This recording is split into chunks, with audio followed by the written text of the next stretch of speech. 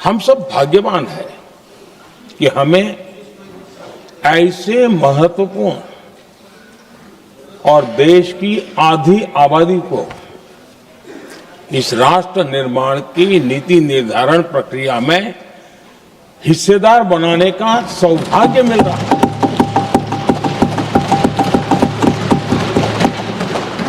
ये हम लोगों के लिए सौभाग्य है और मैं चाहता हूं कि मेरे सभी माननीय सांसद, मैं इधर उधर की आज बात करना नहीं चाहता हूं, हम सभी सांसद इस महत्वपूर्ण अवसर को जाने न दें। हम भारतीय सब मिल करके देश को नई दिशा देने जा रहे हैं। हमारी शासन व्यवस्था को संवेदनशीलता से भरने का एक सार्थक प्रयास करने के लिए जा रहे हैं।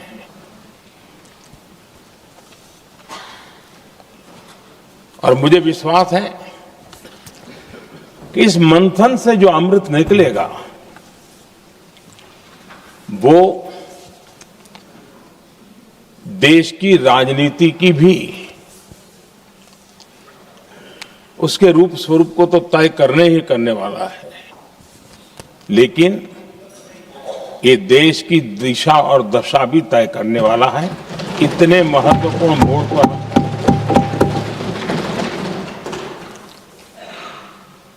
आदरणीय अध्यक्ष जी, 21वीं सदी में भारत एक नए आत्मविश्वास के साथ आगे बढ़ रहा है।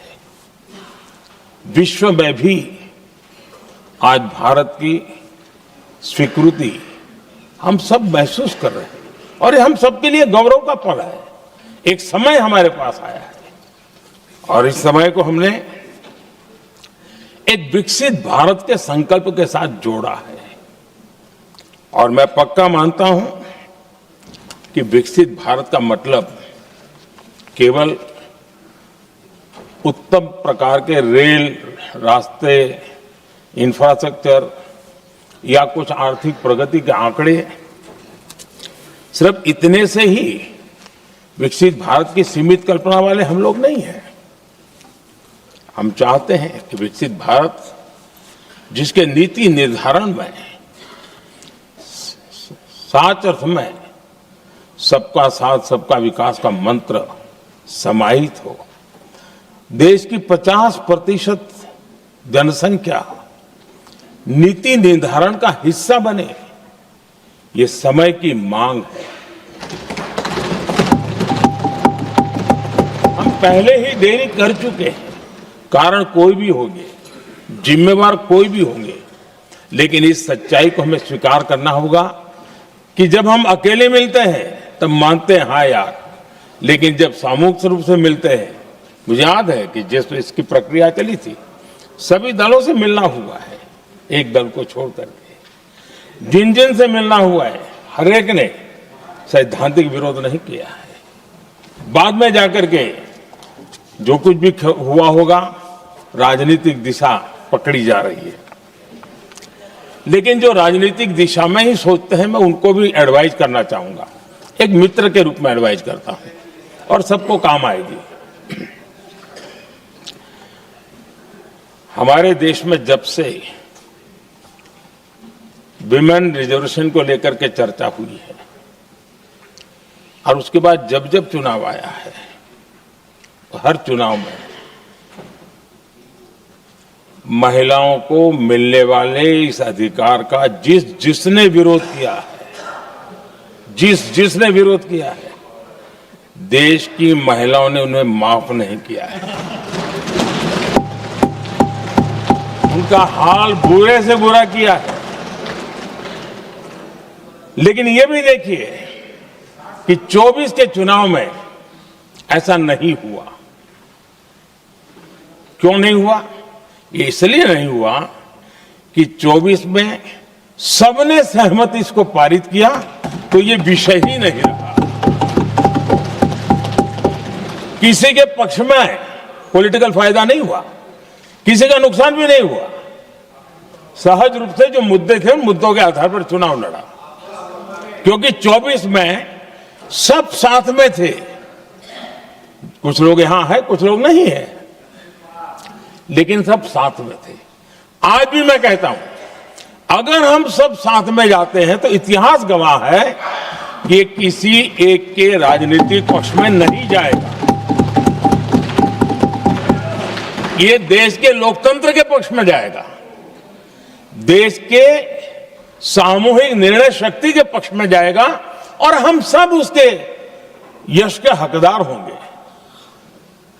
न ट्रेजरी बैंक उसका हकदार रहेगा, न मोदी उसका हकदार रहेगा, यहां बैठे हुए सब हकदार रहेंगे। और इसलिए जिन लोगों को इसमें राजनीति की बू आ रही है, मैं चाहूंगा कि वो खुद के परिणामों को पिछले 30 साल में देख ले।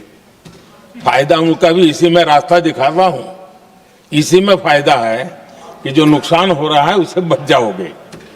और इसलिए मैं समझता हूं कि इसको राजनीतिक रंग देने की जरूरत नहीं है। आदरणीय अध्यक्ष जी, मुझे याद है तब तो मैं शासकीय व्यवस्था की राजनीति में नहीं था, मैं एक संगठन के कार्यकर्ता के नाते काम करता था। उस समय एक चर्चा सुनने को मिलती थी गलियारों में कि देखिए ये कैसे लोग हैं,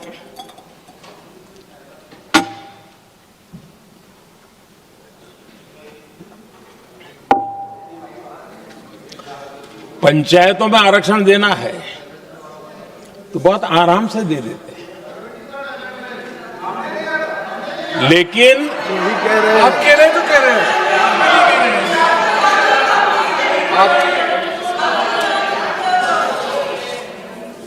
पंचायतों में आरक्षण देना है तो आराम से देते हैं, क्योंकि उसमें उनको खुद का पद जाने का डर नहीं लगता है। उसको लगता है हम सुरक्षित यार वहां दे दो। ये उस समय गलियारों में बहुत चर्चा थी कि बोले कभी नहीं करेंगे यहां बैठे हुए। क्यों? क्योंकि उनका कुछ जाएगा। और इसलिए और बगे पंचायत का हो जाता है, 50% तक पहुंच गए। मैं राजनीतिक दृष्टि से और भी एक बात समझाना चाहता हूं साथियों। आज से 25 साल 30 साल पहले जिसने भी विरोध किया तो विरोध राजनीतिक सतह से नीचे नहीं गया था। आज ऐसा समझने की गलती मत करना। पिछले 25-30 साल में ग्रास रूट लेवल पे पंचायती चुनाव व्यवस्थाओं में जीत करके आई हुई बहनों में एक पॉलिटिकल कॉन्शियसनेस है। वे ओपिनियन मेकर हैं ग्रास रूट लेवल पे। 30 साल पहले वो शांत रहती थी, बोलती नहीं थी, समझती थी, बोलती नहीं थी। आज वो वोकल है। और इसलिए अब जो भी पक्ष विपक्ष होगा, वो जो लाखों बहनें कभी न कभी पंचायत में काम कर चुकी है, प्रतिनिधित्व कर चुकी है, जनता के सुख दुख की समस्याओं को गहराई से देखा है, वो आंदोलित है। वो कहती हैं कि झाड़ू कचरा वाले काम में तो हमें जोड़ देते हो, वो तो परिवार में भी पहले होता था, अब हमें निर्णय प्रक्रिया में जोड़ो। और निर्णय प्रक्रियाएं विधानसभा में और पार्लियामेंट में होती है।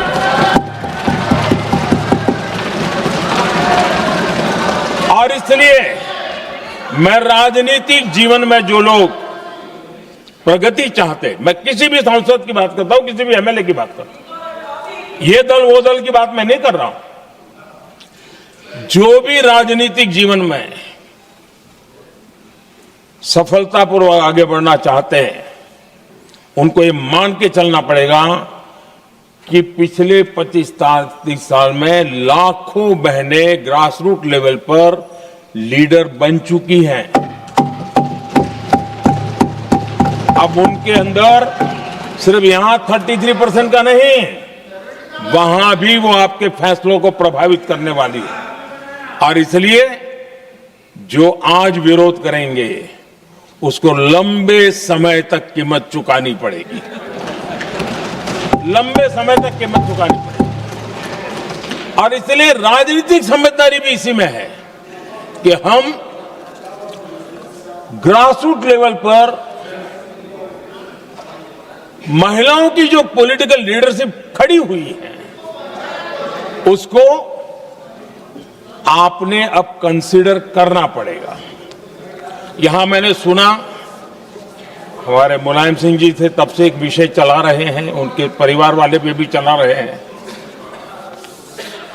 आप देश की बहनों पर भरोसा करो ना, उनकी समझदारी पर भरोसा करो। एक बार 33% बहनों को यहां आने दो, आकर के उनको निर्णय करने दो, किसको देना है किसको नहीं देना है, इस वर्ग को देना उस वर्ग को देना, करेंगे वो निर्णय। हम उनके सामर्थ्य पर आशंका क्यों करते भाई? एक बार आने तो दो, उनको आने तो दो। जब आएंगे